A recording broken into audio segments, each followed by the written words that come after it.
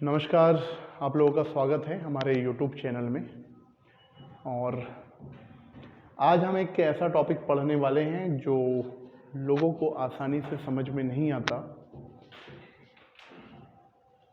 और ये टॉपिक है विश्व के जलवायु प्रदेश, या इसी को हम बोलते हैं विश्व के जलवायु कटिबंध।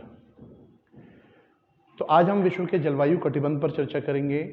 अगर हम संपूर्ण विश्व में देखें तो 12 जलवायु प्रदेश पाए जाते हैं, और ये जो 12 जलवायु जो प्रदेश हैं वो अलग अलग अक्षांश में आपको अलग अलग जलवायु प्रदेश देखने को मिलेंगे। यहाँ पर मैंने यह डायग्राम बनाया हुआ है। ये जो एक चार्ट मैंने बना करके सारे 12 जलवायु प्रदेश को मैंने यहाँ दर्शाया है। ये जलवायु प्रदेश में मैंने केवल उत्तरी गोलार्ध को लिया है। उत्तरी गोलार्ध में महाद्वीप में जो जलवायु पाई जाती है अलग अलग अक्षांश पर, उसको लिया हुआ है, क्योंकि उत्तरी गोलार्ध में जलवायु, जिन अक्षांशों पर जो जलवायु आपको देखने को मिलेगी, दक्षिणी गोलार्ध में भी आपको जलवायु का यही पैटर्न सेम देखने को मिलेगा। तो दक्षिणी गोलार्ध को बताने की यहाँ ज़रूरत नहीं है। बस एक अंतर है जो अभी मैं आपको बताऊंगा कि एक टैगा जलवायु है। यह टैगा जलवायु दक्षिणी गोलार्ध में नहीं पाई जाती, क्योंकि टैगा जलवायु जितने अक्षांश में पाई जाती है उन अक्षांशों पर वहाँ पर महासागर पाए जाते हैं। बाकी सेम है, जितने डिग्री अक्षांश में जो जलवायु आपको देखने को मिलेगी वही जलवायु आपको दक्षिणी गोलार्ध में भी मिलेगी। तो उत्तरी गोलार्ध और दक्षिणी गोलार्ध में अक्षांशों के आधार पर जलवायु कटिबंधों को बांटा जाता है, और पूरे विश्व को 12 जलवायु कटिबंध में बांटा गया है। इसी को विश्व के जलवायु प्रदेश भी कहते हैं। ये सिविल सर्विस में मेंस के सिलेबस में ये डाला हुआ है, लेकिन ये मेंस के लिए तो इम्पॉर्टेंट ही है, ये वनडे एग्ज़ाम के लिए भी और प्रीलिम्स के लिए भी इम्पॉर्टेंट है, क्योंकि इसमें बहुत सारी चीज़ें आएंगी। तो आप लास्ट तक बने रहें, आपको बहुत फ़ायदा होगा। चलिए, तो सबसे पहले हम स्टार्ट करते हैं। देखें, आपको ये समझ में आ रहा होगा, ये जो मैंने चार्ट बनाया है यहाँ, ये मैंने अक्षांश रेखाओं को दर्शाया हुआ है। तो 5 डिग्री साउथ से 5 डिग्री नॉर्थ, मतलब ये 10 डिग्री अक्षांश का ये बेल्ट है। इस बेल्ट में एक जलवायु पाई जाती है जिसको हम विषुवतीय जलवायु कहते हैं। मतलब ये विषुवत रेखा है, आप ये समझ लीजिए। इसके नीचे फिर साउथ हेमिस्फीयर स्टार्ट हो गया, दक्षिणी गोलार्ध स्टार्ट हो गया। और जैसा कि मैं आपको बता चुका हूँ, यहाँ दक्षिणी गोलार्ध को बताने की ज़रूरत नहीं है, केवल हमने उत्तरी गोलार्ध के विभिन्न जलवायु प्रदेशों को इस चित्र में, इस चार्ट में बताया है। चलिए, तो सबसे पहले पहला जलवायु प्रदेश है, इसका नाम है विषुवतीय जलवायु। कौन सी जलवायु? विषुवतीय जलवायु। जैसा कि नाम से ही स्पष्ट है, ये विषुवतीय जलवायु दोनों ही गोलार्ध में 5 डिग्री उत्तरी गोलार्ध से 5 डिग्री दक्षिणी गोलार्ध के बीच ये जलवायु प्रदेश पाया जाता है। ये जो विषुवतीय जलवायु प्रदेश है, चूंकि ये विषुवतीय क्षेत्र है, तो आपको सबको पता है कि जो विषुवतीय क्षेत्र होता है वहाँ सूर्य की किरणें सीधी पड़ती हैं, सूर्य की किरणें लंबवत पड़ती हैं। साल भर सूर्य की किरणें सीधी पड़ने की वजह से इन क्षेत्रों में टेम्परेचर बहुत ज़्यादा होता है। विषुवतीय क्षेत्र में तापमान ज़्यादा होगा। तापमान ज़्यादा होने की वजह से यहाँ संवहन धाराएं उत्पन्न होंगी, यहाँ जल का वाष्पीकरण होगा, और जल का वाष्पीकरण होगा तो वायु संतृप्त होगी, सैचुरेटेड होगी। सैचुरेटेड होने के बाद संघनन की क्रिया होगी, बादलों का निर्माण होगा और मूसलाधार बारिश होगी। तो यहाँ रोज का रूटीन होता है इस जलवायु वाले प्रदेश में। दिन में 12 से 1 बजे तक खूब गर्मी होती है, अत्यधिक तापमान होता है, और 12-1 बजे के बाद बादलों का निर्माण होता है और शाम तक मूसलाधार बारिश होती है। तो यहाँ पर कोई ऋतुएं नहीं पाई जाती। यहाँ ऋतुओं में भिन्नता देखने को नहीं मिलती है। मौसमी भिन्नता आपको देखने को नहीं मिलेगी। एक दिन में आपको 2 ऋतु देखने को मिलेगी। दिन में 12-1 बजे तक आप बोल सकते हो ग्रीष्म ऋतु, और 12-1 बजे के बाद रात तक आपको वर्षा ऋतु देखने को मिलेगी। और वर्षा ऋतु में ही आप मजे ले लें शीत ऋतु के, क्योंकि बारिश होगी तो वैसे ही ठंडक हो जाएगी। तो बात समझ में आ गई। तो याद रखना, जो विषुवतीय जलवायु प्रदेश है यहाँ पर शीत ऋतु का लोग अनुभव नहीं कर पाते हैं। यहाँ पर मतलब शीत ऋतु नहीं पाई जाती है। क्लियर हुई ये चीज आपको? चलिए, अब देखें, ये जो विषुवतीय जलवायु वाला प्रदेश है, विषुवतीय जलवायु में साल भर बारिश हो रही है। और साल भर बारिश होने की वजह से यहाँ पर अति सघन वन पाए जाते हैं। ऐसे वन पाए जाते हैं जिनकी डेंसिटी बहुत ज़्यादा होती है, जिनकी मोटाई ज़्यादा होती है। ये वन विश्व में सबसे ऊंचे वन होते हैं, इनकी हाइट विश्व में सबसे ज़्यादा होती है। और ये सूर्य के प्रकाश को प्राप्त करने के लिए, सूर्य के प्रकाश को प्राप्त करने के लिए इनमें होड़ मचे रहती है, जिस वजह से भी यहाँ के वनों की ऊंचाई बढ़ती जाती है। विश्ववती क्षेत्र में 200 सेंटीमीटर से ज़्यादा बारिश होती है, अत्यधिक वर्षा वाला क्षेत्र है ये। और इन क्षेत्रों में जो वन आपको देखने को मिलेंगे वो होंगे महोगनी, आबनूस, रबड़, सिनकोना, रोजवुड, इस प्रकार के वन पाए जाते हैं। इन वनों को विषुवती वन कहते हैं। या ये वन कहाँ पाए जाएंगे? उष्ण आर्द्र जलवायु वाले क्षेत्र में पाए जाएंगे। तो विषुवती क्षेत्र की जलवायु कैसी होगी? उष्ण आर्द्र जलवायु होगी। उष्ण क्यों? क्योंकि तापमान बहुत ज्यादा है। आर्द्र क्यों? क्योंकि साल भर यहाँ पर बारिश हो रही है। तो याद रहेगा, उष्ण आर्द्र जलवायु कहाँ मिलेगी आपको? विषुवती क्षेत्र में मिलेगी। मैंने बोला यहाँ पर बारिश खूब होती है, अत्यधिक वर्षा होती है। अत्यधिक वर्षा होने की वजह से इन क्षेत्रों में बहुत सघन वन पाए जाते हैं, वनों की डेंसिटी बहुत ज़्यादा होती है, कठोर वन पाए जाते हैं। और ये जो वन पाए जाते हैं, इस वजह से यहाँ पर बायोडाइवर्सिटी भी आपको सबसे ज़्यादा देखने को मिलेगी। तो पूरे विश्व में सबसे ज़्यादा जैव विविधता का क्षेत्र कोई है तो वो कौन सा है? विषुवती जलवायु वाला प्रदेश है। तो विश्व में सबसे ज़्यादा जैव विविधता यहाँ पाई जाएगी। जितने वनी जो जीव जंतु हैं उनके लिए रहने के लिए प्राकृतिक आवास यहाँ पर उपलब्ध होते हैं, इसलिए इस प्रदेश को अनुकूलतम बायोम या अनुकूलतम जीवोम भी कहा जाता है। तो याद रहेगा आपको, अनुकूलतम बायोम किसे कहा गया? विषुवती जलवायु वाले प्रदेश को कहा गया, क्योंकि यहाँ पर जंतुओं के लिए प्राकृतिक आवास उपलब्ध होते हैं। क्लियर हुई बात? तो विश्व में सर्वाधिक जैव विविधता विषुवती प्रदेश में। विश्व का अनुकूलतम बायोम विषुवती जलवायु प्रदेश को कहा जाता है। विश्व में सबसे ऊंचे वन कहाँ पाए जाएंगे? विषुवती प्रदेशों में पाए जाएंगे। यहाँ दिन भर बारिश होने की वजह से यहाँ का जो दलदली क्षेत्र होता है, यहाँ का जो धरातली क्षेत्र होता है वो दलदली क्षेत्र होता है। और दलदली क्षेत्र होने की वजह से यहाँ का जो क्लाइमेट है वो रहने लायक नहीं होता, इसलिए मुख्यतः इन क्षेत्रों में आपको जनजातियां देखने को मिलेंगी। तो विश्व की विशेष पिछड़ी जनजातियां आपको विषुवती जलवायु वाले प्रदेश में देखने को मिलेंगी। अगर हम देखें तो यहाँ पर एक जनजाति पाई जाती है, अफ्रीका का एक देश है जिसका नाम है कांगो। क्या नाम है? कांगो। आपने सुना होगा कांगो जायरे, अफ्रीका के बिल्कुल बीच में है, जिसको वनों का देश भी कहा जाता है क्योंकि फॉरेस्ट बहुत ज़्यादा है। तो वहाँ एक जनजाति पाई जाती है जिसका नाम है पिग्मी। तो ये जो पिग्मी जनजाति है ये यहाँ पर वनों में आवास बना करके रहती है। कैसे रहती है? वनों में आवास बना करके रहती है, वनों में घर बना करके रहती हैं। क्योंकि यहाँ के वनों की जो लताएं हैं उनकी मोटाई इतनी होती है जैसे बरगद का पेड़, क्योंकि बहुत सघन वन होते हैं। और यहाँ के वन इतने ऊंचे ऊंचे होते हैं कि ऊंचाई में ही जो वन है वो आपस में मिल जाते हैं, आपस में जुड़ जाते हैं। तो लोग ऊंचाई पर अपने घर यहाँ पर बना लेते हैं। काफी ऊंचाई पर वन होंगे तो वो वन जो होते हैं ऊपर आपस में जुड़ जाते हैं, वहीं लोग अपना घर बना करके रहते हैं। स्पेशली पिग्मी जनजाति आप याद रखें, बहुत से एग्जाम में पूछा गया है पिग्मी ट्राइब कहाँ पाई जाती है, तो कांगो में पाई जाती है। और ये कहाँ रहती है? वनों में आवास बना करके रहती है। इस विषुवती जलवायु वाले प्रदेशों में जो वन होते हैं, जैसे मैंने आपको नाम बताया, आबनूस, सिनकोना, रोजवुड, ये ऐसे वृक्ष हैं, ये ऐसे वृक्ष होते हैं जो आपस में मिल जाते हैं, जिसकी वजह से इन क्षेत्रों में सूर्य का प्रकाश यहाँ के धरातल पर नहीं पहुँच पाता है। तो याद रहेगा आपको, सूर्य का प्रकाश विषुवती क्षेत्र में धरातल पर नहीं पहुँच पाता क्योंकि ये क्षेत्र आपस में जुड़ जाते हैं। तो क्लियर हुई बात आपको? इसके अलावा अगर हम देखें तो साल भर यहाँ सूर्य की किरणें लगभग लंबवत पड़ती हैं। साल भर सूर्य की किरणें कैसी पड़ रही हैं? लंबवत पड़ रही हैं, सीधी पड़ रही हैं।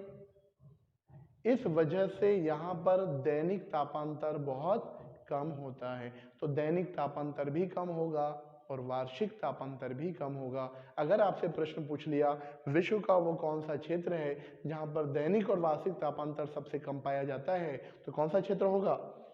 विषुवतीय जलवायु वाला क्षेत्र होगा। क्या ये बात समझ में आई आपको? एक बात और, ये जो विषुवतीय जलवायु वाला जो क्षेत्र होता है, यहाँ अगर हम इसका एरिया देखें कि किन किन क्षेत्रों में जलवायु आपको देखने को मिलेगी, तो विषुवतीय जलवायु वाले जो प्रदेश हैं आप देख लीजिए, ऐसे याद रखो जहां जहां से इक्वेटर होकर के जाती है। इक्वेटर कहां कहां से होकर के जा रही है? तो ये देखो, ये ग्लोब है, ये वर्ल्ड मैप है, और ये वर्ल्ड मैप में देखें, ये मैंने यहाँ से ये इक्वेटर को खींचा हुआ है। तो इक्वेटर ये इन देशों से जा रही है। इक्वेडोर है, कोलंबिया का दक्षिणी हिस्सा है, ब्राजील का उत्तरी हिस्सा है। अफ्रीका कॉन्टिनेंट में अगर हम देखें, गैबोन है, कांगो गणराज्य है, युगांडा है, कीनिया है, सोमालिया है।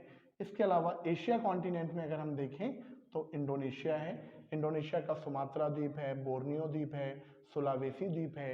ये सारे के सारे द्वीप से होकर के इक्वेटर जा रही है। मतलब ये विषुवतीय जलवायु वाला क्षेत्र है, 10 डिग्री अक्षांश वाला बेल्ट। तो यहाँ पर आपको यही क्लाइमेट देखने को मिलेगा। इसका मतलब विषुवतीय जलवायु जहाँ पाई जाएगी, क्या ये विकसित क्षेत्र होंगे, विकासशील क्षेत्र होंगे? नहीं होंगे। विकास की मुख्य धारा से काफी पीछे होंगे, पिछड़े लोग यहाँ पर आपको देखने को मिलेंगे।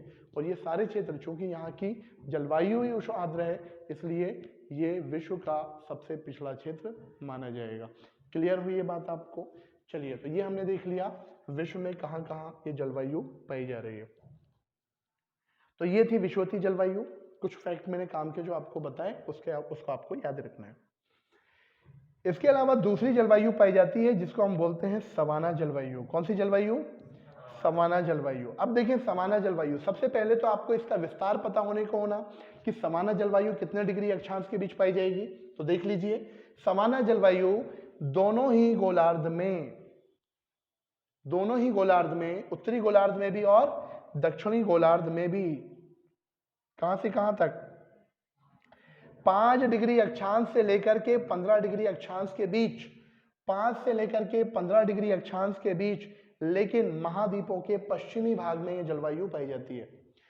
5 से लेकर के 15 डिग्री अक्षांश के बीच महाद्वीपों के पश्चिमी भाग में सवाना जलवायु आपको देखने को मिलेगी।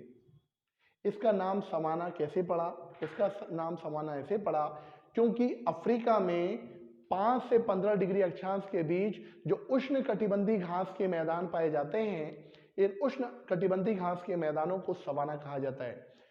तो उष्ण घास के मैदानों को अफ्रीका में क्या कहते हैं? सवाना।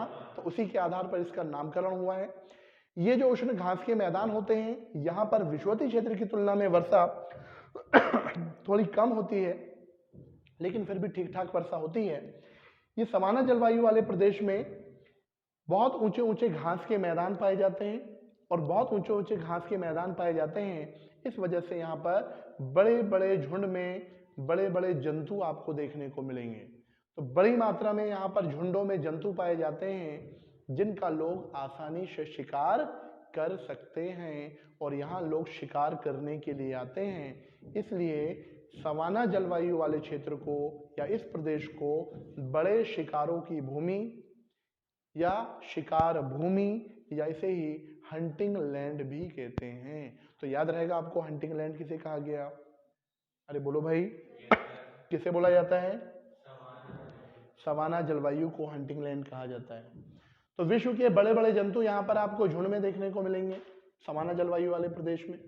लेकिन अगर हम विषुवतीय क्षेत्र से तुलना करें तो विषुवतीय क्षेत्र की तुलना में यहाँ पर तापांतर बढ़ जाता है। कहाँ? सवाना जलवायु वाले क्षेत्र में, क्योंकि सूर्य का उत्तरायण भी होगा और दक्षिणायन भी होगा, इसलिए क्या हो जाएगा? तापांतर यहाँ पर बढ़ जाएगा, और तापांतर बढ़ जाएगा तो ये चीज आपको सवाना जलवायु वाले प्रदेश में देखने को मिलेगी। क्लियर हुई ये चीज आपको? चलिए, तो ये थी सवाना जलवायु। अच्छा, सवाना जलवायु में एक बात मैं आपको बता दूं, ये उष्ण कटिबंधीय घास के मैदान है, और इन घास के मैदानों को 5 से 15 डिग्री अक्षांश के बीच अफ्रीका में क्या बोला गया? सवाना कहा गया। इन्हीं घास के मैदानों को हम वेनेजुएला में लानोस कहते हैं। क्या कहते हैं? इंपॉर्टेंट फैक्ट है, याद रखिएगा। इन्हीं घास के मैदानों को वेनेजुएला में लानोस कहते हैं, और इन्हीं घास के मैदानों को हम ब्राजील में कंपोस कहते हैं। क्या कहते हैं? कंपोस्ट कहते हैं। क्लियर? कहाँ पाई जाएगी जलवायु? अगर हम इसका विस्तार देखें तो दोनों ही गोलार्ध में हमने बोला 5 से लेकर के 15 डिग्री अक्षांश के बीच जलवायु पाई जाएगी। तो ये है भाई 15 डिग्री अक्षांश, ये रेखा में खींच रहा हूं, देखें इसको वर्ल्ड मैप में आप 15 डिग्री अक्षांश दोनों ही गोलार्ध में, ये है 15 डिग्री अक्षांश। ब्लू कलर के मार्कर से मैंने ये लाइन खींची हुई है। तो 15 डिग्री अक्षांश में देखो कौन कौन से क्षेत्र आ रहे हैं। महाद्वीपों का पश्चिमी भाग बोला मैंने, तो ये देखो कोलंबिया का पश्चिमी भाग, तो कोलंबिया में कौन सी जलवायु पाई जाएगी? अरे बोलो, समाना जलवायु पाई जाएगी। इसके अलावा दक्षिणी गोलार्ध में यहाँ पर पेरू और ये जो ब्राजील वाला हिस्सा है, यहाँ भी समाना जलवायु आपको देखने को मिलेगी। अफ्रीका में कांगो के नीचे और कांगो के ऊपर भी आपको समाना जलवायु देखने को मिलेगी। इसके अलावा ये जो समाना जलवायु है, ऑस्ट्रेलिया के बिल्कुल उत्तरी भाग में थोड़े से हिस्से में भी आपको समाना जलवायु देखने को मिलेगी। इसके अलावा जो आसियान के जो देश हैं, ये थाईलैंड है, वियतनाम है, कंबोडिया है, मलेशिया है, यहाँ पर भी आपको समाना जलवायु देखने को मिलेगी। तो क्या बात समझ में आई आपको? ठीक है, तो इनके क्षेत्र आप याद रखें। तो शीतोष्ण घास के मैदानों को ही हम क्या कहते हैं? यहाँ हमने सवाना जलवायु बोल दिया, जिसका विस्तार 5 से लेकर के 15 डिग्री अक्षांश महाद्वीपों के पश्चिमी भाग में आपको देखने को मिलेगा। क्लियर? चलिए, तीसरी जलवायु जो हमारी जलवायु है और बड़ी महत्वपूर्ण जलवायु है, इस जलवायु को हम बोलते हैं मानसूनी जलवायु। कौन सी जलवायु? मानसूनी। मानसूनी पवनों के उत्क्रमण ठीक 6 माह पौने एक दूसरे की अपोजिट दिशा में चलती हैं, इस वजह से इसको नाम दिया गया है मानसून। और ये जो मानसून है, मानसून की जो उत्पत्ति होती है वो सूर्य के उत्तरायण और दक्षिणायन के कारण होती है। सूर्य का जब उत्तरायण होता है तो उसकी वजह से हमारे यहाँ भारत में क्या होता है कि लो प्रेशर का निर्माण होता है, और भारत में लो प्रेशर का निर्माण होता है। इस वजह से हिंद महासागर से भारत की ओर बहुत तीव्र वेग से पवनें चलने लगती हैं, क्योंकि इस समय हिंद महासागर में बनता है हाई प्रेशर और भारत में बनता है लो प्रेशर। इसलिए दक्षिण पश्चिम मानसूनी पवनें हिंद महासागर से भारत की ओर चलती हैं, इन्हीं को हम दक्षिण पश्चिम मानसूनी पवनें कहते हैं। तो ये बात समझ में आई आपको? तो जो मानसूनी जलवायु है उसकी ये किसकी विशेषता है? सूर्य के उत्तरायण और दक्षिणायन के कारण ये मानसूनी जलवायु की उत्पत्ति हुई। अब ये जो मानसूनी जलवायु है कहाँ पाई जाएगी भाई? तो मानसूनी जलवायु महाद्वीपों में दोनों ही गोलार्ध में 5 से लेकर के 30 डिग्री अक्षांश के बीच। कहाँ पर? 5 से 30 डिग्री अक्षांश के बीच महाद्वीपों के पूर्वी भाग में दोनों ही गोलार्ध में जलवायु देखने को मिलेगी। क्लियर हुआ? तो 5 से लेकर के 30 डिग्री अक्षांश के बीच महाद्वीपों के पूर्वी भाग में दोनों ही गोलार्ध में मानसूनी जलवायु पाई जाएगी। भारत में मानसूनी जलवायु है, इसका मतलब ये नहीं कि केवल भारत में ही ये जलवायु पाई जाती है, ये विश्व में उन सभी क्षेत्रों में पाई जाती है जो क्षेत्र 5 से 30 डिग्री अक्षांश महाद्वीपों के पूर्वी भाग। तो देख लीजिए, भारत में मानसूनी जलवायु पाई जाती है। भारत, पाकिस्तान, बांग्लादेश, म्यांमार, ठीक है, ये सारे देशों में मानसूनी जलवायु आपको देखने को मिलेगी। इधर आ जाइए, कैरिबियन सागर से जो लगे हुए देश हैं, ये भी महाद्वीपों का पूर्वी भाग है, यहाँ भी मानसूनी जलवायु पाई जाएगी। दक्षिणी गोलार्ध में देख लें, उसी अक्षांश पर 5 से लेकर के 30 डिग्री अक्षांश के बीच ये ब्राजील का पूर्वी हिस्सा है, यहाँ भी मानसूनी जलवायु पाई जाएगी। पाई जाएगी। इसके अलावा अफ्रीका का ये देख लो आप, तंजानिया और मोजाम्बिक वाला जो क्षेत्र है, मेडागास्कर वाला जो क्षेत्र है, यहाँ भी मानसूनी जलवायु पाई जाएगी। और ऑस्ट्रेलिया का ये उत्तर पूर्वी भाग है, यहाँ पर भी मानसूनी जलवायु पाई जाएगी। तो याद रहेगा आपको कहाँ कहाँ मानसूनी जलवायु पाई जाएगी। तो आपको बिल्कुल भी रटने की आवश्यकता नहीं है, आप इस चार्ट को देखें और इसे वर्ल्ड मैप में फिट कर दें। क्लियर? तो आसानी से आपको चीजें समझ में आ जाएंगी, आसानी से आप चीजों को लिख पाएंगे। क्लियर हुआ भाई मानसूनी जलवायु? अब ये जो मानसूनी जलवायु है, ये तो हमने देख लिया इनका विस्तार कहाँ से कहाँ तक आपको ये देखने को मिलेगी। ये मानसूनी जो जलवायु होती है, इसमें जो बारिश होती है, मुख्यतः अगर हम विश्व के कॉन्टेक्स्ट में देखें तो 2 ही प्रकार की ऋतुएं होती हैं, एक होती है ग्रीष्म ऋतु और एक होती है शीत ऋतु। तो हमारे यहाँ जो बारिश होती है वो ग्रीष्म ऋतु में होती है। हालांकि ये बात अलग है कि हम उसको हम वर्षा ऋतु बोलते हैं भारत में। कौन सी ऋतु बोलते हैं? वर्षा ऋतु। तो हमारे यहाँ जो बारिश होती है वो हमने देखा दक्षिण पश्चिम मानसूनी पवनों से होती है भारत में। अब ये जो मानसूनी जलवायु है इसकी विशेषता ये है कि मानसूनी जलवायु में विश्व की लगभग 50% पॉपुलेशन निवास करती है। कितने प्रतिशत जनसंख्या निवास करती है?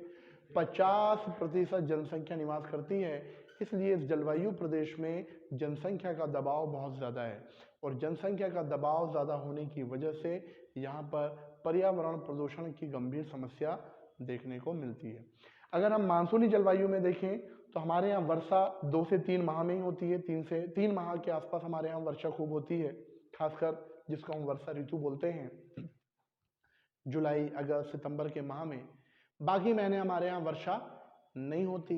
इस वजह से वनों में आर्द्रता नहीं रह पाती है और आर्द्रता नहीं होने की वजह से हमारे यहाँ जो वन है, वृक्ष हैं, वनस्पतियाँ हैं, वो अपनी पत्तियाँ ग्रीष्म ऋतु से पहले गिरा देते हैं। इसलिए मानसूनी जलवायु वाले प्रदेशों में पर्णपाती वनस्पति देखने को मिलती है। कैसी वनस्पति? पर्णपाती वनस्पति, ऐसी वनस्पतियां जो अपनी पत्तियां गिरा देती हैं। और एक बात और याद रखें, जो मानसूनी जलवायु है यहाँ पर आपको बहुत कीमती वृक्ष देखने को मिलेंगे। इमारती लकड़ियां आपको देखने को मिलेंगी। तो इमारती लकड़ियों में क्या मिलेगा? आपको सागौन देखने को मिलेगा, आपको शीशम देखने को मिलेगा, आपको साल के वृक्ष देखने को मिलेंगे, आपको चंदन के वृक्ष देखने को मिलेंगे। ये ऐसी लकड़ियां हैं जिनका फर्नीचर उद्योग में बहुत ज़्यादा डिमांड होता है और ये कीमती लकड़ियां मानी जाती हैं। तो इनकी चोरी, इनको काटा जाना अवैध तरीके से, ये मानसूनी प्रदेश में एक बड़ी समस्या है। और जनसंख्या का दबाव ज़्यादा होने की वजह से हमारे यहाँ मानसूनी जलवायु वाले प्रदेश में जैव विविधता की कमी भी देखने को मिल रही है। क्लियर? तो समझ में आ गया भाई मानसूनी जलवायु? बोलें। मानसूनी जलवायु के बाद अगली जलवायु है और ये जलवायु है उष्ण मरुस्थलीय जलवायु। कौन सी जलवायु? उष्ण मरुस्थलीय जलवायु। उष्ण मरुस्थलीय जलवायु, ये जो उष्ण मरुस्थलीय जलवायु है, ये जलवायु कितने डिग्री अक्षांश में पाए? देखो, मरुस्थल दो प्रकार के होते हैं, एक होता है उष्ण मरुस्थल और एक होता है शीतोष्ण मरुस्थल। अभी हम देखेंगे शीतोष्ण मरुस्थल। उष्ण मरुस्थलीय जलवायु दोनों ही गोलार्ध में 15 डिग्री अक्षांश से लेकर के 30 डिग्री अक्षांश के बीच, ये है ना 30 डिग्री अक्षांश, तो 15 डिग्री अक्षांश से लेकर के 30 डिग्री अक्षांश के बीच, लेकिन कहां? महाद्वीपों के पश्चिमी भाग में। तो दोनों ही गोलार्ध में 15 डिग्री से लेकर के 30 डिग्री अक्षांश के बीच महाद्वीपों के पश्चिमी भाग में उष्ण मरुस्थलीय जलवायु पाई जाती है। यहाँ मरुस्थलों का निर्माण क्यों हुआ? तो मरुस्थलों का निर्माण यहाँ पर इसलिए हुआ क्योंकि ये उपोष्ण उच्च दाब पेटी वाला क्षेत्र है। कौन सा क्षेत्र है? उपोष्ण उच्च दाब पेटी वाला क्षेत्र है। मैंने आपको बताया था विषुवतीय क्षेत्र में सूर्य की किरणें सीधी पड़ती हैं, टेम्परेचर ज्यादा होता है, यहाँ संवहन धाराएं उत्पन्न होती हैं, यहाँ की वायु ऊपर उठती है, तो कुछ वायु यहाँ नीचे बैठती है और कुछ वायु दक्षिणी गोलार्ध में, मतलब कर्क और मकर रेखा वाले क्षेत्र में नीचे वायु नीचे बैठेगी। और जब वायु नीचे बैठती है या वायु का अवतलन होता है तो वायु गर्म होती है, और जो वायु गर्म होगी वो वर्षा नहीं कराएगी। इस वजह से यहाँ वर्षा नहीं होती है।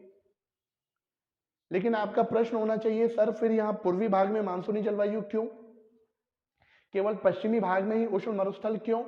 तो पश्चिमी भाग में उष्ण मरुस्थल का एक कारण और है, और वो ये है क्योंकि महाद्वीपों के पश्चिमी भाग में, मतलब महासागर के पूर्वी भाग में ठंडी जलधाराएं चलती हैं। कैसी जलधाराएं चलती हैं? ठंडी जलधाराएं चलती हैं। और जो ठंडी जलधाराएं होती हैं वो समान धाराएं उत्पन्न नहीं कर पाती, वो जल का वाष्पीकरण नहीं कर पाती, जिसकी वजह से यहाँ बादलों का निर्माण नहीं होता और यहाँ पर वर्षा नहीं होती है। तो बात समझ में आई? आप देख लीजिए, विश्व में जितनी भी ठंडी जलधाराएं चल रही हैं, ये 15 से लेकर के 30 डिग्री अक्षांश के बीच महाद्वीपों के पश्चिमी भाग में चल रही हैं। चाहे कैलिफोर्निया की ठंडी जलधारा हो, चाहे अफ्रीका के पूर्व में कैनारी की ठंडी जलधारा हो, या आप देख लीजिए यहाँ पर एक जलधारा चलती है जिसका नाम है हम्बोल्ट की ठंडी जलधारा, यहाँ एक चलती है जिसका नाम है बेंगुला की ठंडी जलधारा, ऑस्ट्रेलिया के पूर्व पश्चिम में एक ठंडी जलधारा चलती है जिसको पश्चिम ऑस्ट्रेलियाई जलधारा कहते हैं। तो बात समझ में आई? तो ये जितनी भी ठंडी जलधाराएं हैं, ये ठंडी जलधारा यहाँ संवहन धाराएं उत्पन्न नहीं कर पाती, जिसकी वजह से इन क्षेत्रों में, मतलब 5 से लेकर के 15 डिग्री अक्षांश के बीच महाद्वीपों के पश्चिमी भाग में वर्षा नहीं हो पाती है। क्या ये बात समझ में आई आपको? सॉरी 15 से लेकर के 30 डिग्री अक्षांश, 15 से 30 डिग्री अक्षांश भाई, हाँ बोल रहे हो आप भी। 15 से 30 डिग्री अक्षांश महाद्वीपों का पश्चिमी भाग, दोनों ही गोलार्ध में वर्षा नहीं हो पाती। तो विश्व के देख लो जितने उष्ण कटिबंधीय मरुस्थल है सब आपको यहीं देखने को मिलेंगे। आप देख लीजिए उत्तरी गोलार्ध में, शुरू करते हैं हम यहाँ से। तो यहाँ पर आप देख लो ये 15 डिग्री है, पहले बता देता हूँ 30 डिग्री कौन सा है। तो ये जा रही है 30 डिग्री वाली, 30 डिग्री अक्षांश रेखा, ये उत्तरी गोलार्ध में। और दक्षिणी गोलार्ध में 30 डिग्री अक्षांश रेखा ये जा रही है। अब देखो 30 डिग्री अक्षांश रेखा यहाँ पर ये कैलिफोर्निया से जा रही है यहाँ पर कैलिफोर्निया में, मैक्सिको में डेजर्ट, एरिजोना डेजर्ट है, सोनेरान डेजर्ट है, और एरिजोना है, सोनेरान है, हाँ मोजावे डेजर्ट है। यही रेखा आगे बढ़ी 30 डिग्री अक्षांश की। तो यहाँ पर देख लीजिए इसी भी 15 से 30 डिग्री अक्षांश के बीच में विश्व का सबसे बड़ा सहारा मरुस्थल है। और ये सहारा मरुस्थल के पश्चिम में एक ठंडी जलधारा चल रही थी जिसका नाम है कैनारी की ठंडी जलधारा। और आगे बढ़े तो इसको लेकर के सऊदी अरब, तो सऊदी अरब में नेफूद और रूबल खाली डेजर्ट, ईरान में आप देख लो दस्तेलूद, दस्ते काबीर। और आगे बढ़ो इंडिया में आ जाओ तो इंडिया में थार का डेजर्ट आपको मिलेगा थार का डेजर्ट। नीचे आ जाइए दक्षिणी गोलार्ध में तो देखो चिली से होकर के जा रही है, चिली के उत्तरी भाग में यहाँ पर अटाकामा डेजर्ट मिलेगा। अफ्रीका में इसी अक्षांश पे आ जाओ तो यहाँ नामीब और कालाहारी डेजर्ट मिलेगा। और इसी को लेकर आगे बढ़े ऑस्ट्रेलिया के इस भाग में, तो ऑस्ट्रेलिया के पश्चिमी भाग में आपको विक्टोरिया, गिब्सन, सिप्सन, सैंडी, बहुत सारे मरुस्थल हैं, सारे के सारे पश्चिमी भाग में। तो क्या ये बात समझ में आई आपको? चलिए, तो ये तो समझ में आ गया उष्ण मरुस्थलीय जलवायु का निर्माण यहाँ क्यों हुआ। अब इसकी क्या विशेषता है उष्ण मरुस्थलीय जलवायु की? तो विशेषताएं ये हैं कि यहाँ पर क्या होगा, बारिश बहुत कम होगी, अरे होगी, दिन में टेम्परेचर बहुत ज्यादा होगा। बारिश कम क्यों होगी? मरुस्थल है इसलिए बारिश कम होगी, या बारिश कम हो रही है इसलिए मरुस्थल है? हाँ जी, बारिश कम हो रही है इसलिए मरुस्थल है। तो बारिश कम हो रही है इसलिए यहां पर आर्द्रता नहीं है, ह्यूमिडिटी नहीं है वायुमंडल में, और आर्द्रता नहीं है तो बादल नहीं है, और बादल नहीं है तो सूर्य की किरणें डायरेक्ट धरातल पर आती हैं। जब सूर्य की किरणें डायरेक्ट धरातल पर आएंगी तो क्या होगा, चट्टानें तेजी से गर्म होंगी। चट्टानों में जो बालू के कण हैं वो क्या होंगे, चट्टानें खनिजों से मिलकर के बनती हैं। चट्टानें तेजी से फैलेंगी, रात को सिकुड़ेंगी, फिर फैलेंगी, फिर सिकुड़ेंगी, लगातार ये क्रिया चलते रहेगी। और ये चलते रहेगी तो चट्टानों से क्या निकल के आएगा, बालू निकल के आएगा। तो मरुस्थलों में बालू की बारिश नहीं होती है, तो बालू कहां से बने, चट्टानों से। अब वो जो रेत है वो भी क्या होगी, दिन में और गर्म होगी, तो रेत बन गई वहां, तो बारिश नहीं हो रही है तो वनस्पति नहीं है। तो बात समझ में आई आपको? तो वर्षा कम हो रही है इसलिए किसका निर्माण हुआ, मरुस्थलों का निर्माण हुआ। और मरुस्थल है इस वजह से वहां बादल नहीं बन रहे हैं, और बादल नहीं बन रहे हैं इसलिए जो सूर्यताप है वो डायरेक्ट धरातल पर आ रहा है, सौर विकिरण जो है वो सीधे धरातल पर आ रहा है। इसलिए दिन में टेम्परेचर मरुस्थलीय क्षेत्रों में बहुत ज्यादा होता है, और रात के समय टेम्परेचर बहुत कम हो जाता है। मतलब दिन और रात के तापमान में बहुत ज्यादा अंतर होता है। रात को तापमान कम क्यों हो जाएगा, अरे क्योंकि बादल नहीं होंगे। अब बादल नहीं होंगे तो पार्थिव विकिरण जल्दी हो जाएगा, उष्मा आराम से क्षय हो जाएगी। अरे जब बदली होती है तो आपने देखा होगा थोड़ी गर्मी लगती है, अभी थोड़ी बदली लग रही है आपको गर्मी। अरे बोलो भाई, अभी 4-5 दिन पहले ठंड बहुत ज्यादा बढ़ गई थी, हुआ था ऐसा? लेकिन अभी आपको 4-5 दिन से उतनी ठंड नहीं लग रही है। क्यों नहीं लग रही, क्योंकि बदली है। तो बदली ने क्या किया, बादलों ने क्या किया, उष्मा को रोक दिया। तो जब बादल नहीं होंगे तो पार्थिव विकिरण तेजी से होगा, पार्थिव विकिरण तेजी से होगा तो उष्मा का क्षय हो जाएगा, तो रात का तापमान तेजी से कम हो जाएगा। तो दिन और रात का तापमान में बहुत ज्यादा गैप, बहुत ज्यादा अंतर देखने को मिलेगा। कौन सी जलवायु में, उष्ण मरुस्थलीय जलवायु में। तो अब आपसे प्रश्न पूछा जाता है विश्व में सबसे ज्यादा दैनिक तापांतर कहां पाया जाता है, कहां मिलेगा दैनिक तापांतर आपको, उष्ण मरुस्थलीय क्षेत्र में। रटने की जरूरत है क्या, समझ में आया नहीं आया? बालू का निर्माण कैसे हुआ, समझ में आया? बादल का निर्माण क्यों नहीं हो रहा है, समझ में आया? ठंडी जलधाराएं कहाँ चल रही हैं, समझ में आया? और महाद्वीपों के पश्चिमी भाग में ही इस जलवायु का निर्माण क्यों हो रहा है, मुझे लगता है ये भी समझ में आ गया। क्लियर हुई? अब ये जो उष्ण मरुस्थलीय क्षेत्र है, चूंकि यहाँ पर बारिश कितनी होती है, तो 25 सेंटीमीटर से कम बारिश होती है। कितनी? तो शुष्क जलवायु आपको यहाँ देखने को मिलेगी, 25 सेंटीमीटर से कम बारिश हो रही है। अब इतनी बारिश में बेचारे वनों को भी पानी नहीं मिल पा रहा है, तो उनकी ग्रोथ भी रुक जाएगी। आप लोग ही कुछ नहीं खाओगे तो आपकी ग्रोथ रुक जाएगी, वैसी वनों की ग्रोथ नहीं हो पाती है, ठीक है ना? मैं अच्छा खासा खाता हूँ, इसलिए मेरी ग्रोथ ठीक ठाक है, ठीक है? तो यहाँ वनों की ग्रोथ नहीं हो पाती है, तो वन आपको ज्यादा ऊंचे नहीं मिलेंगे, 5 फीट 6 फीट 8 फीट मुश्किल से 10 फीट ऊंचाई के वन मिलेंगे। झाड़ियों के रूप में यहाँ वन देखने को मिलेंगे, कांटों के रूप में आपको वन देखने को मिलेंगे।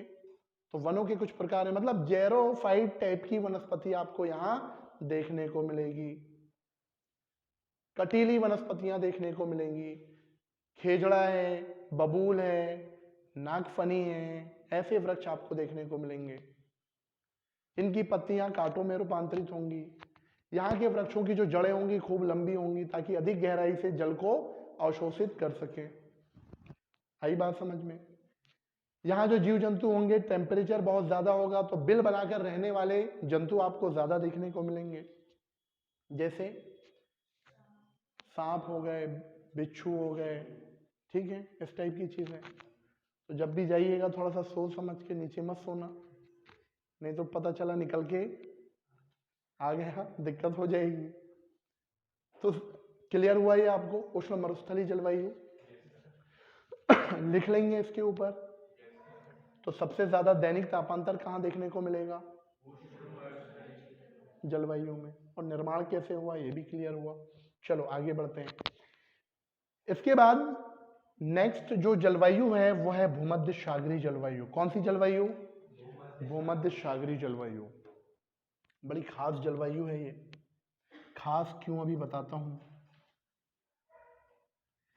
45 डिग्री अक्षांश, 30 से 45 डिग्री अक्षांश के बीच ये मिलती है।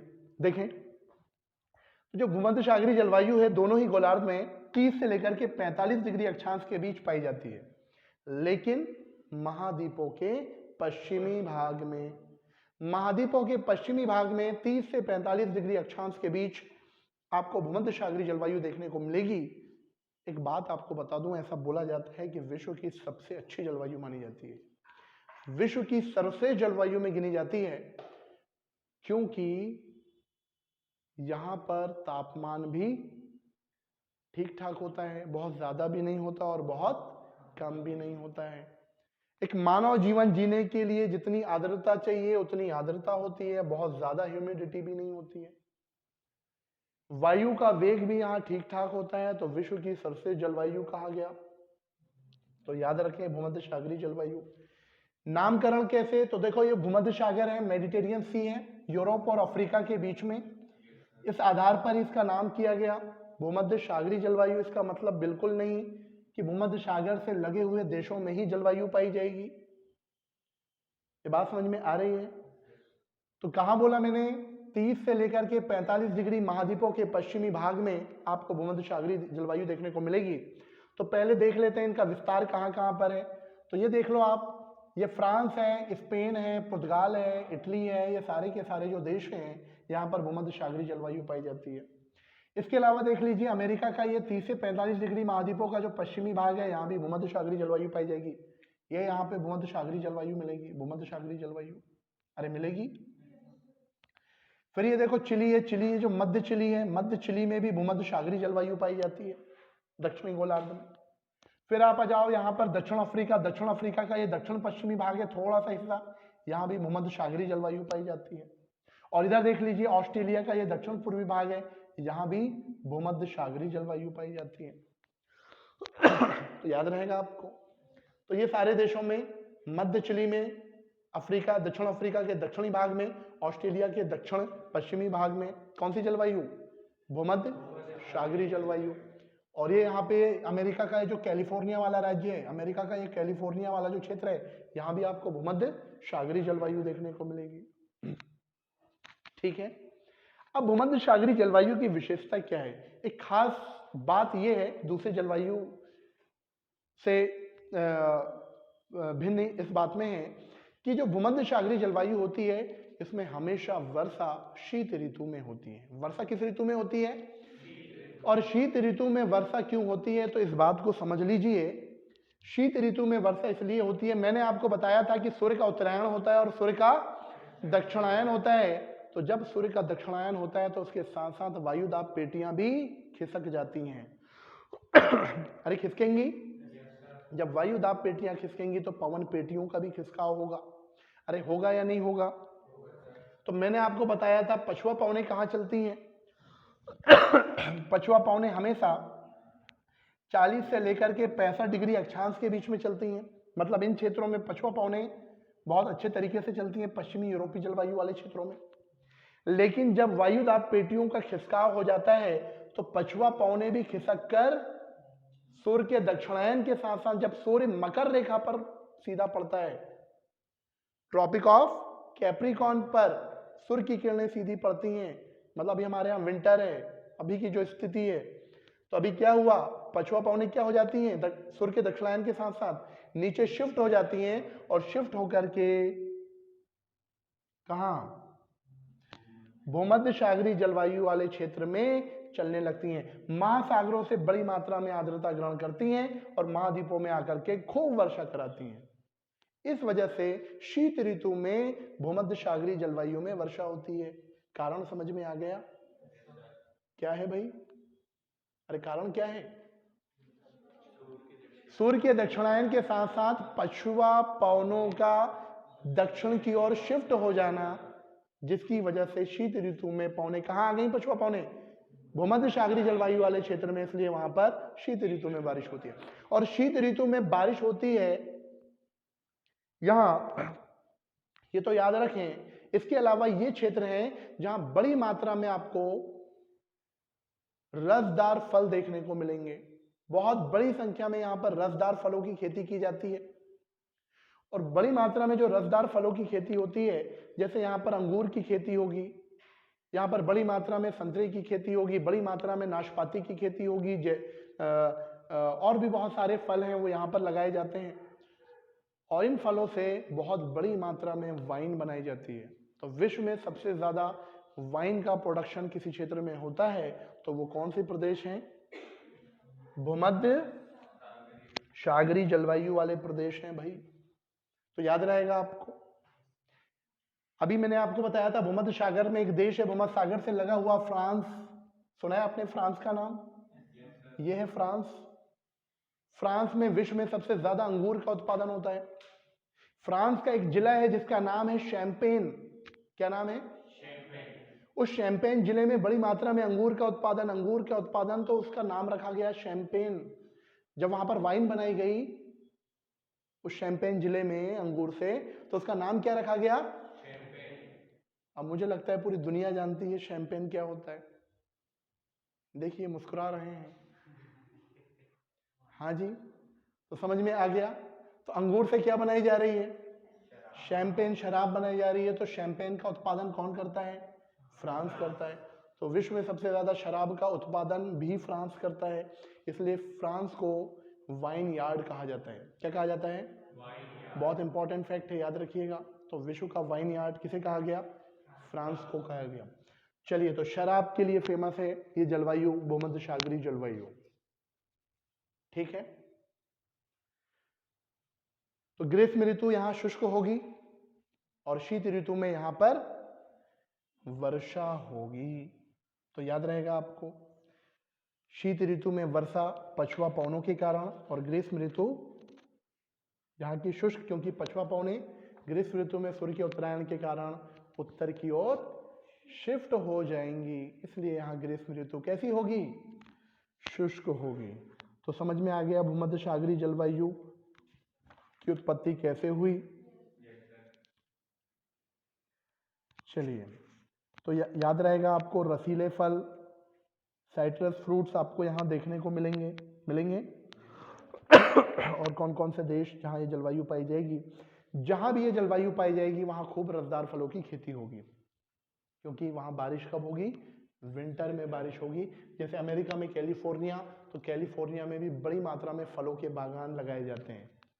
और यहाँ पर भी एक पवन चलती है जिसका नाम है चिनूक, सुना है चिनूक का नाम? और ये जो चिनूक गर्म पवन है यहाँ के फलों के बागानों के लिए नुकसानदेह है, काफ़ी नुकसान पहुँचाती है अमेरिका के कैलिफोर्निया में फल के बागानों को। ठीक है, तो ये हो गया भूमध्य सागरीय जलवायु। अब आ जाइए, इन्हीं अक्षांश पर हम अंदर चल रहे हैं तो स्टेपी जलवायु। तो देखो कहाँ से कहाँ तक विस्तार स्टेपी जलवायु का।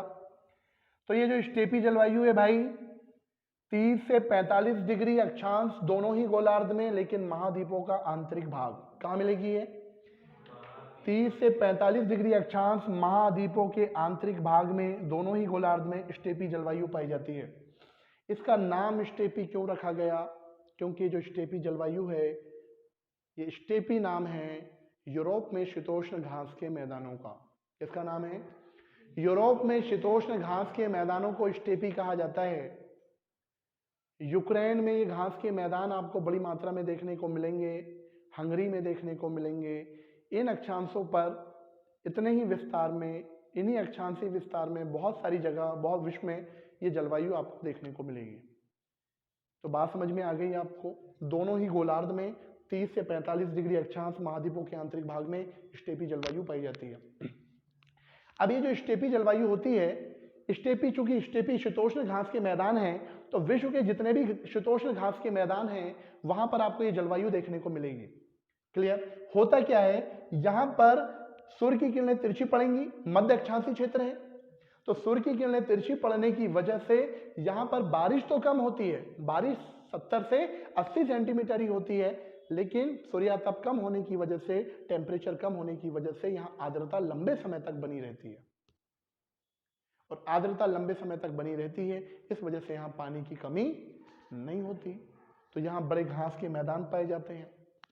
यूक्रेन में, यूरोप में, इन देशों में यहां पर एक मिट्टी पाई जाती है जिसका नाम है चेरनोजेम मिट्टी। कौन सी मिट्टी?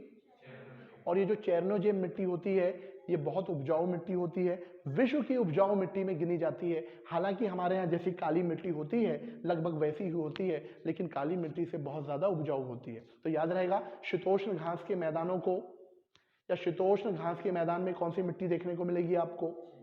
चेरनोजेम मिट्टी। यूक्रेन, हंगरी जैसे देशों में बहुत बड़ी मात्रा में ये मिट्टी पाई जाती है। तो जितने भी शीतोष्ण घास के मैदान हैं वो आपको कितने डिग्री अक्षांश में मिलेंगे? 30 से 45 डिग्री अक्षांश दोनों ही गोलार्ध में, मगर महाद्वीपों के आंतरिक भाग में मिलेंगे। तो आप देख लीजिए, इधर देखें एटलस में हम देखते हैं ये शीतोष्ण घास के मैदानों को। तो ये जो शीतोष्ण घास के मैदान हैं 30 से 45 डिग्री महाद्वीपों के आंतरिक भाग में, इन्हीं घास के मैदानों को अमेरिका में यहाँ पर प्रेरी कहा जाता है। क्या बोला जाता है? प्रेरी। तो अमेरिका और कनाडा का कुछ हिस्सा यहाँ पर प्रेरी कहा जाता है। इसको प्रेरी प्रदेश को रोटी की टोकरी भी कहते हैं, क्योंकि गेहूं का उत्पादन बहुत बड़ी मात्रा में होता है। इसके अलावा यूरोप में क्या बोला? स्टेपी बोला, अभी मैंने आपको बताया। यूरोप में ही एक देश है जिसका नाम है हंगरी। हंगरी में इसे पुस्ताच कहा जाता है। क्या बोला जाता है? पुस्ताच। तो याद रखिए आप, हंगरी में पुस्ताच कहा जाता है।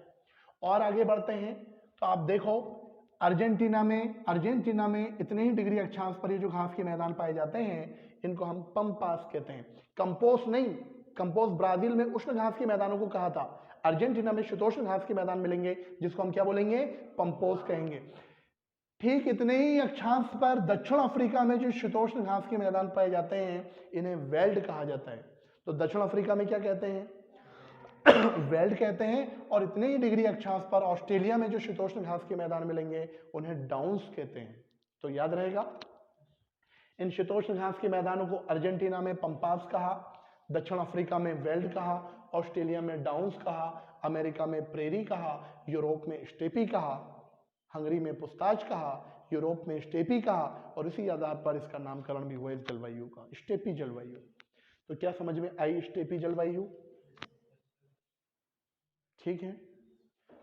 किसके लिए फेमस होगी? गेहूं का उत्पादन होगा बहुत बड़ी मात्रा में, सभी प्रकार के शीतोष्ण घास के मैदान आपको यहाँ पर देखने को मिलेंगे।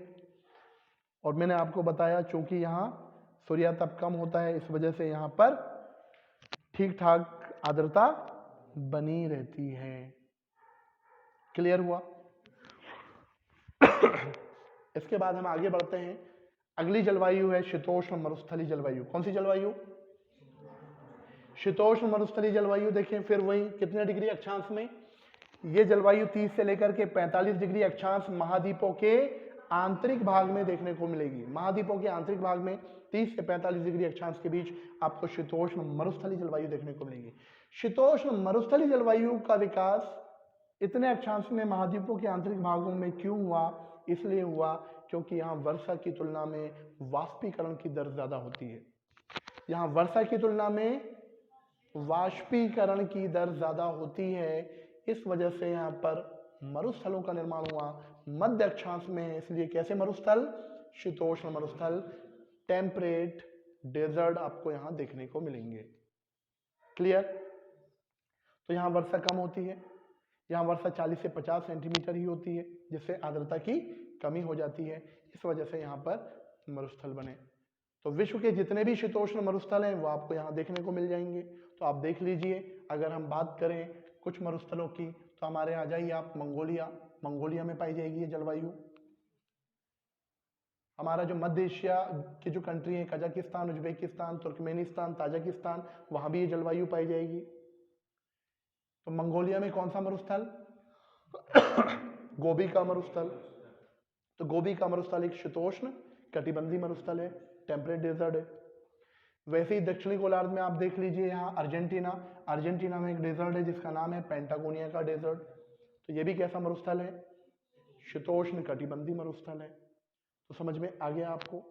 तो शीतोष्ण कटिबंधीय जलवायु, शीतोष्ण मरुस्थलीय जलवायु कहाँ पर? 30 से 45 डिग्री अक्षांश महाद्वीपों के आंतरिक भाग में आपको देखने को मिलेगी। क्लियर है? बढ़े आगे। ठीक इतने ही अक्षांश पर पूर्व में एक जलवायु पाई जाएगी जिसका नाम है चीन तुल्य जलवायु। चलिए मैप थोड़ा सा मैं ऊपर उठा देता हूं, शायद आपको दिख नहीं रहा होगा। तो चीन तुल्य जलवायु कहाँ? 30 से 45 डिग्री अक्षांश दोनों ही गोलार्ध में, लेकिन महाद्वीपों के पूर्वी भाग में पाई जाएगी चीन तुल्य जलवायु। देख लिया? नीचे कर दूं? चलिए कर दिया भाई। हाँ, अब ये जो चीन तुल्य जलवायु पाई जाएगी, चूंकि चीन में पाई जाती है इसलिए इसको नाम दे दिया गया है चीन जैसी जलवायु या चीन तुल्य जलवायु। 30 से 45 डिग्री महाद्वीपों का पूर्वी भाग। अब क्या होगा? इस जलवायु की विशेषता है कि यहाँ इस जलवायु में ग्रीष्म ऋतु में खूब वर्षा होती है, ग्रीष्म ऋतु में खूब वर्षा होती है, जबकि शीत ऋतु शुष्क होती है। ऐसा क्यों होता है? तो फिर वही वाला कॉन्सेप्ट, जब सूर्य का उत्तरायण होगा, सूर्य का उत्तरायण होता है तो व्यापारिक पवनें जो 5 से 30 डिग्री अक्षांश के बीच चला करती हैं वो शिफ्ट होकर के कहाँ जाती हैं?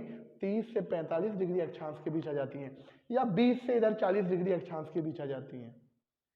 और जैसे ही महासागर से ये चीन में आती हैं या चीन जैसे इस जलवायु वाले प्रदेश में आती हैं ये व्यापारिक पवनें, तो यहाँ पर खूब वर्षा लेकर के आती हैं। तो क्या बात समझ में आई? तो सूर्य का उत्तरायण कब होगा हमारे यहाँ? अरे इंडिया में रह रहे हैं ना, तो हमारे हिसाब से हम कौन से गोलार्ध में? उत्तरी गोलार्ध में। तो कब होगा? ग्रीष्म ऋतु में। अरे ये होगा मई जून का जो समय होगा। तो व्यापारिक पवनें क्या हो गई? उत्तरायण, सूर्य के उत्तरायण के साथ साथ ऊपर शिफ्ट हो गई, और शिफ्ट होने के बाद कहाँ आ गई? वो चीन के सामने आ गई, और यहाँ पर क्या कर रही हैं? महासागरों से आर्द्रता लेकर के आ रही हैं और चीन में खूब वर्षा करा रही हैं। तो समझ में आया? तो सूर्य के उत्तरायण के साथ एक और जलवायु बनी जिसका नाम है चीन तुल्य जलवायु।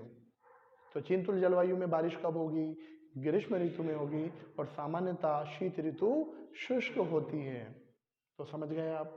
लेकिन बारिश भी ठीक ठाक हो जाती है, यहाँ पर लगभग 100 सेंटीमीटर के आसपास यहाँ पर बारिश हो जाती है, तो आर्द्रता की कमी नहीं होती है। लेकिन ये बारिश इतनी ज्यादा नहीं हो पाती कि यहाँ तक पहुंच सके, इसलिए यहाँ क्या हुआ? शीतोष्ण मरुस्थलों का निर्माण हुआ।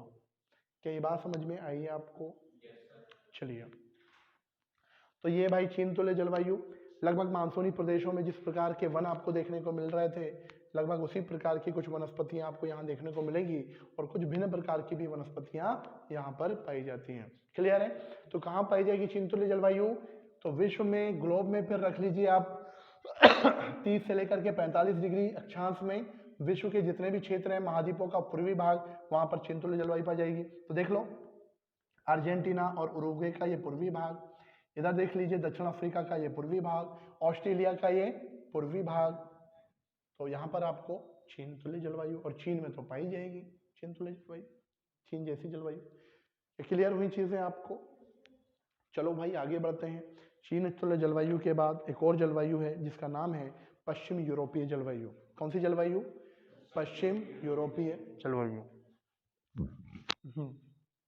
कहाँ से कहाँ मिलेगी पश्चिम यूरोपीय जलवायु?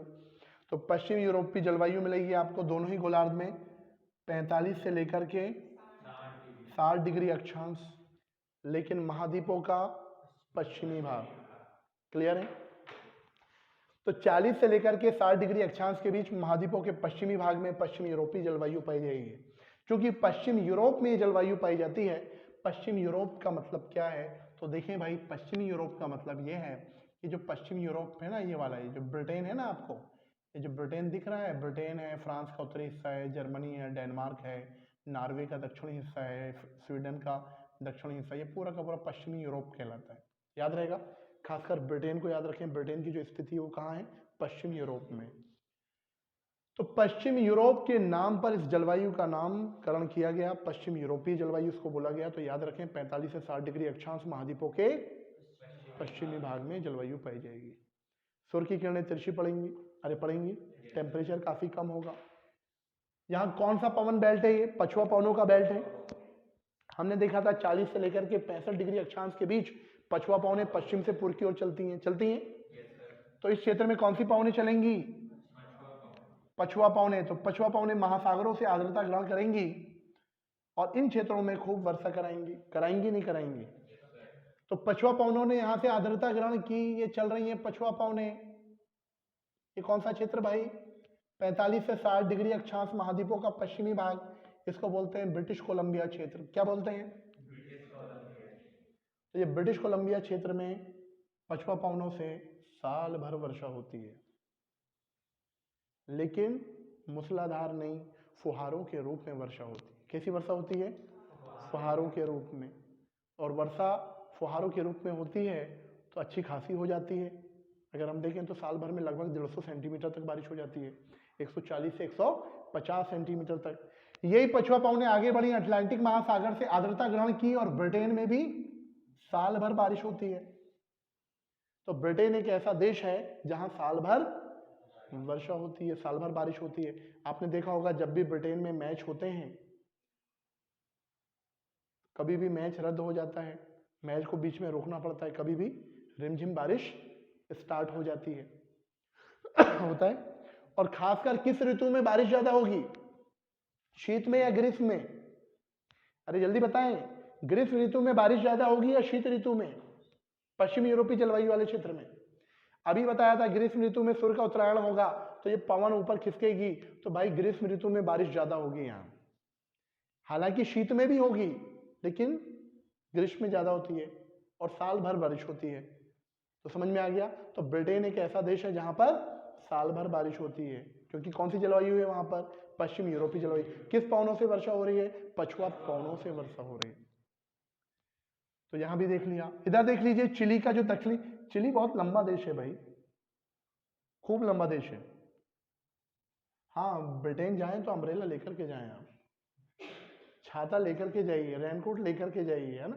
कभी भी आप घूमने जाएं, इंग्लैंड जाएं, लिवरपूल जाएं, मैनचेस्टर जाएं, लीड्स जाएं, बर्मिंघम जाएं, कहीं भी जाएं, क्या लेके जाना है? हाँ, अम्ब्रेला लेके जाना है, ये तो भीग जाओगे। आ जाओ इधर। तो चिली एक बहुत लंबा देश है। अब ये लंबा देश होने की वजह से यहाँ पर अक्षांशी विस्तार इसका बहुत ज्यादा है, और हमने देखा था जब अक्षांशी विस्तार ज्यादा होगा तो अनेक जलवायु कटिबंध आपको देखने को मिलेंगे।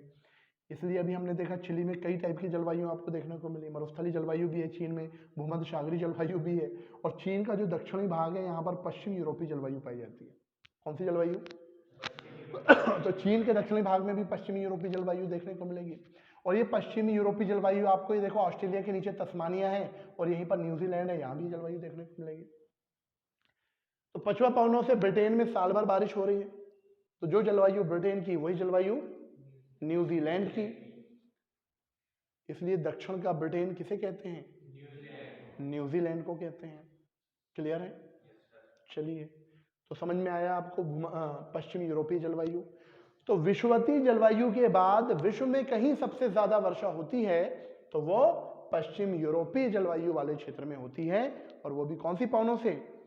पछुआ पवने से। तो यहाँ पछुआ पवने खूब वर्षा लेकर के आती हैं, काफी वर्षा कराती हैं। ठीक है भाई।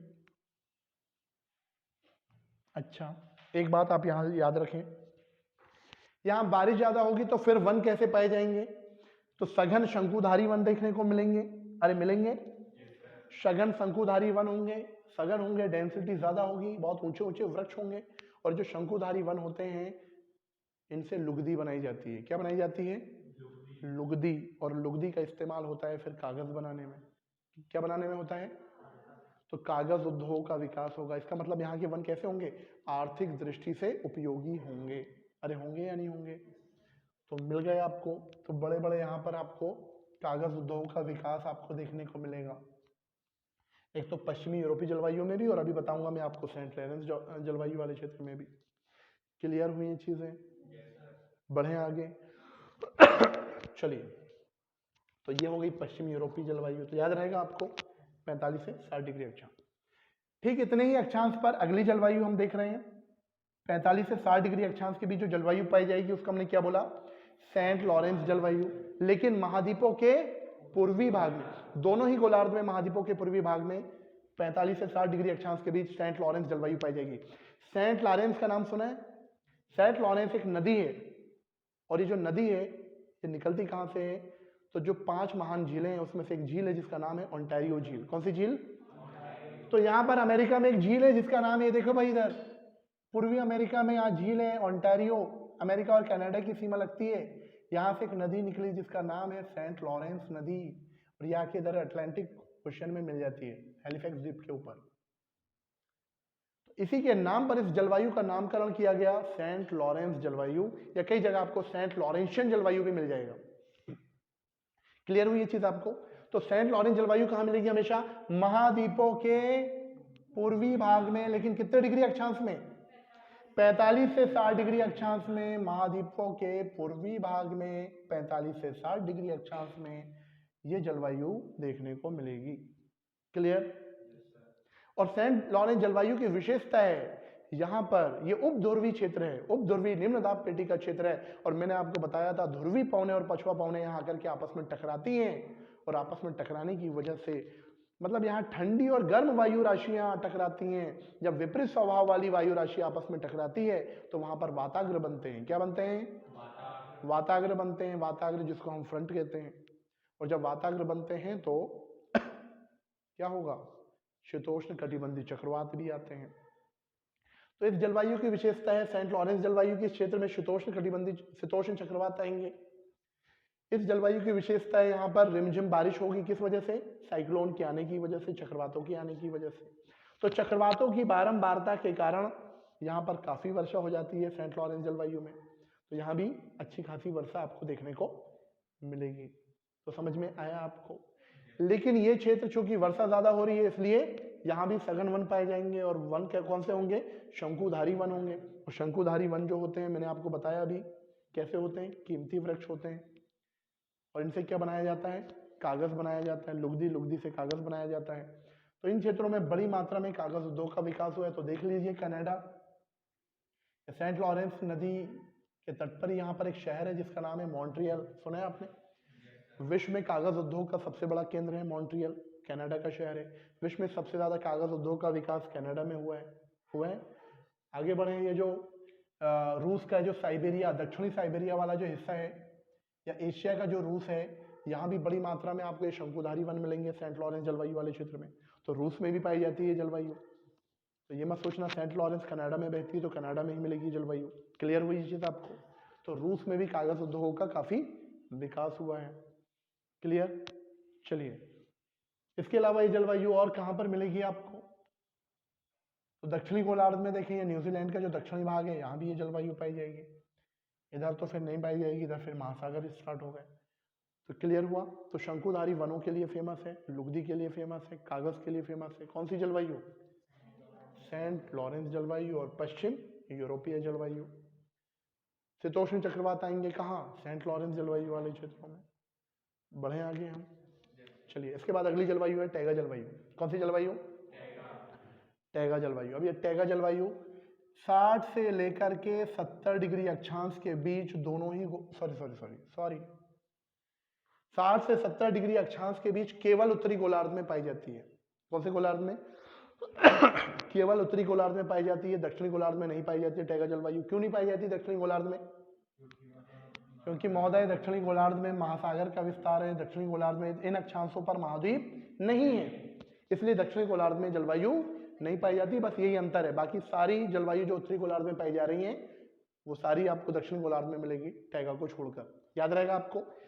क्या विशेषता है टैगा जलवायु की? तो सुन लीजिए, आप याद रखना ये टैगा टुंड्रा में अंतर वो ये कि टैगा जलवायु हमें हमेशा जो ग्रीष्म ऋतु होती है, ग्रीष्म ऋतु में 3 माह की ग्रीष्म ऋतु होती है और ये 3 माह तापमान 10 डिग्री सेल्सियस से ज्यादा होता है। नोट कर लेना, टैगा जलवायु में ग्रीष्म ऋतु 3 माह की होती है और 3 माह तापमान कितना होगा?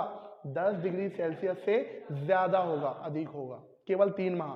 बाकी माह तापमान 10 डिग्री सेल्सियस से नीचे होता है और शीत ऋतु में तो तापमान बहुत माइनस में चला जाता है। आपने सुना होगा ये जो टैगा जलवायु वाला जो क्षेत्र है, शीत ऋतु में जो साइबेरियन ठंडी पवनें चलती हैं पूरे के पूरे क्षेत्र को हिमाच्छादित कर देती हैं, बर्फ से ढक देती हैं। इस वजह से इसे शीत मरुस्थल भी कहा जाता है। क्या बोला जाता है? शीत मरुस्थल। तो सॉरी, शीत मरुस्थल, शीत ध्रुव बोलते हैं इसको, साइबेरियन जलवायु वाले क्षेत्र को विश्व का शीत ध्रुव कहते हैं। क्या बोलते हैं?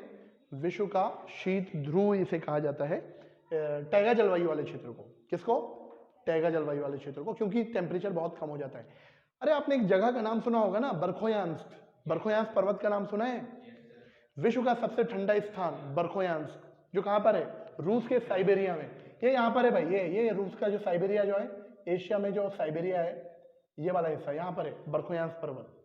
विश्व का सबसे ठंडा स्थान, बहुत कम टेम्परेचर, मुझे जहां तक याद आ रहा है -67 या 87 डिग्री सेल्सियस टेम्परेचर यहाँ रिकॉर्ड किया गया। तो समझ गए आप? तो क्या बोला गया है इसको? विश्व का शीत ध्रुव किसे कहा गया? साइबेरिया जलवायु। क्लियर? यहां भी शंकुधारी वन देखने को मिलेंगे आपको टैगा जलवायु वाले क्षेत्र में, शंकुधारी वन मिलेंगे बड़ी मात्रा में, ठीक है। और शीत ऋतु बड़ी कष्टप्रद होती है यहाँ पे चूंकि मैंने ग्रीष्म ऋतु आपको बता ही दिया, 3 माह की होगी जिसमें तापमान 10 डिग्री सेल्सियस से ज्यादा होगा। क्लियर? दक्षिणी गोलार्ध में जलवायु नहीं पाई जाएगी, याद रखें।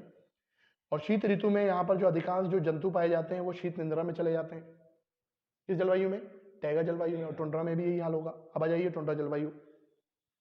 टुंड्रा जलवायु क्या होता है? टुंड्रा जलवायु में तो समझ लीजिए, टुंड्रा जलवायु कहां से कहां मिलेगी? 70 से लेकर के, तो 70 से लेकर के 80 डिग्री अक्षांश के बीच में कौन सी जलवायु पाई जाएगी? टुंड्रा जलवायु पाई जाएगी। टुंड्रा जलवायु की विशेषता है कि टुंड्रा जलवायु में भी ग्रीष्म ऋतु 3 माह की होगी और ग्रीष्म ऋतु का तापमान 0 डिग्री सेल्सियस से लेकर के 10 डिग्री सेल्सियस तक होगा। कहां तक होगा? 10 डिग्री सेल्सियस से ज्यादा ग्रीष्म ऋतु का तापमान नहीं होता, ऐसे याद रख लें। किस जलवायु में? टुंड्रा जलवायु। तो आप इमेजिन करें, जब तापमान केवल 10 डिग्री सेल्सियस होगा तो क्या होगा? क्या होगा?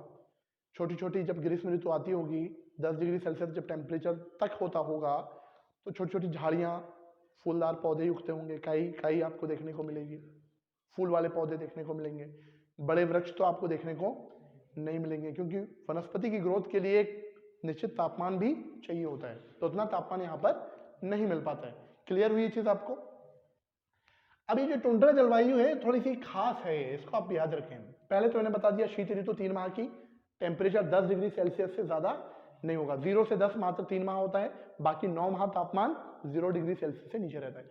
अधिकांश जो जंतु वो शीत निंद्रा में चले जाते हैं। यहाँ पर लोग यहाँ रहते नहीं है, लेकिन हमारी एक जनजाति रहती है जिसका नाम है एस्किमो। एस्किमो, सामोयार्ड्स, तुंगो, चुकची, ये कुछ जनजातियां हैं जो आपको टुंड्रा क्षेत्र में देखने को मिलेगी। बहुत फेमस जनजाति है एस्किमो जनजाति, सुना होगा आपने। यहाँ पर ये बर्फ के मकान बना करके रहते हैं। इनके बर्फ के मकानों को इग्लू कहा जाता है। क्या बोला जाता है बर्फ के मकानों को? इनके बर्फ के मकानों को इग्लू कहते हैं हम टुंड्रा प्रदेशों में। और ये जो होते हैं, ये जो एस्किमो जो होती है, एस्किमो खासकर देखो ये कनाडा और ग्रीनलैंड में पाई जाती है। कहाँ पर पाई जाती है? ये कनाडा और ग्रीनलैंड में, ये टुंड्रा प्रदेशों में आपको देखने को मिलेगी एस्किमो। तो बर्फ के मकानों को इग्लू बोला। ये लोग एक पशु को पालते हैं जिसका प्रयोग ये आवागमन के लिए साधनों के रूप में करते हैं, और जब कुछ खाने को नहीं मिलता तो रेंडियर को खा भी लेते हैं। तो पशु का नाम है रेंडियर। क्या नाम है? रेंडियर। और ये सील मछली, यहाँ पर एक मछली पाई जाती है, बड़ी विशालकाय मछली होती है। कौन सी मछली? सील मछली। सील मछली का शिकार करते हैं, एक बार मारते हैं और कई दिनों तक दावत होती है, फिर बड़ी मछली होती है। इनके मारने का अपना अलग तरीका होता है, एक हथियार होता है जिसको हार्पून कहा जाता है। क्या बोला जाता है? तो हार्पून से उसका शिकार करते हैं, और जब वो मछली को खा लेते हैं तो बचती क्या है? उसकी रीढ़। तो जब रीढ़ बचती है तो वो रीढ़ से वो एक गाड़ी बनाते हैं, वो नाव भी बनाते हैं और एक गाड़ी बनाते हैं जिसको स्लेज कहा जाता है। तो बर्फ में वो रेंडियर में वो उसको स्लेज को बांधते हैं और फिर वो एक जगह से दूसरी जगह घूमने के लिए जाते हैं। तो समझ में आ गया आपको स्लेज क्या है? तो स्लेज कुछ और नहीं बल्कि सील मछली की जो हड्डी है उससे उन्होंने अपनी गाड़ी बना ली। क्या बन गया? उसको क्या बोल दिया? स्लेज बोल दिया। तो हार्पून याद रहेगा आपको, हार्पून का हथियार हो गया उनका। और इग्लू क्या हो गया? बर्फ के मकान हो गए। ठीक है ना? चलिए, तो क्लियर हुआ ये टुंड्रा जलवायु? अरे बोले भाई, तो एस्किमो का संबंध यहाँ से टुंड्रा जलवायु वाले प्रदेशों से। और बची क्या फिर? ध्रुवी जलवायु। तो क्या बात करनी ध्रुवी के, तो ध्रुव है ना? तो ये क्या है? 80 डिग्री अक्षांश के ऊपर। देखिए थोड़ा सा मैंने इसको सिंपल कर दिया है, 70 डिग्री, 60 से 70, 80 डिग्री, 90 डिग्री, है ना? थोड़ा सा आपको अलग अलग किताबों में अलग अलग मिल जाएगा, तो आप ज़्यादा परेशान मत होइएगा, आप इसको याद रखें। तो ध्रुवी जलवायु वो जलवायु होती है जहाँ पर वर्ष भर तापमान 0 डिग्री सेल्सियस से नीचे होता है। तो हमेशा तापमान कितना होगा? 0 डिग्री सेल्सियस से नीचे रहेगा। हमेशा धरातल जो है वो हिमाच्छादित रहेगा, तो इसको हम उसमें काउंट नहीं करते हैं जलवायु प्रदेशों में। चलिए, तो मुझे लगता है आपको ये सारे के सारे जलवायु प्रदेश समझ में आ गए होंगे। अरे बोले भाई, आए या नहीं आए? बोलो, आया या गया? आ गया। चलिए, आना ही चाहिए, जाना नहीं चाहिए, ठीक है ना? और मुझे लगता है गया नहीं होगा। तो इस तरीके से हमने 12 जलवायु प्रदेश पढ़े, और मुझे लगता है आपको बहुत अच्छे से चीजें समझ में आ गई होंगी। हमने स्टार्ट किया था विषुवतीय जलवायु प्रदेश से। दूसरी जलवायु देखी हमने सवाना जलवायु, मानसूनी जलवायु, उष्ण मरुस्थलीय जलवायु, भूमध्यसागरीय जलवायु, स्टेपी जलवायु, शीतोष्ण मरुस्थलीय जलवायु, चीनतुल्य जलवायु, पश्चिम यूरोपीय जलवायु, सेंट लॉरेंस जलवायु, टैगा जलवायु, टुंड्रा जलवायु। और क्लियर है? तो ये सारी जलवायु, और ये जो मैंने चार्ट बनाया ये केवल उत्तरी गोलार्ध का है। सेम दक्षिणी गोलार्ध में उन अक्षांशों पर यही जलवायु कटिबंध आपको देखने को मिलेंगे। केवल एक अंतर, कौन सी जलवायु नहीं मिलेगी दक्षिण गोलार्ध में? टैगा जलवायु, क्योंकि वहां पर दक्षिणी गोलार्ध में उस जगह पर उस अक्षांश में महासागर है, महाद्वीप नहीं है। चलिए, तो आज की क्लास कैसी लगी कमेंट्स करके ज़रूर बताइए, ज़्यादा से ज़्यादा शेयर कीजिए। तो मिलेंगे हम फिर किसी और वीडियो के साथ। Thank you.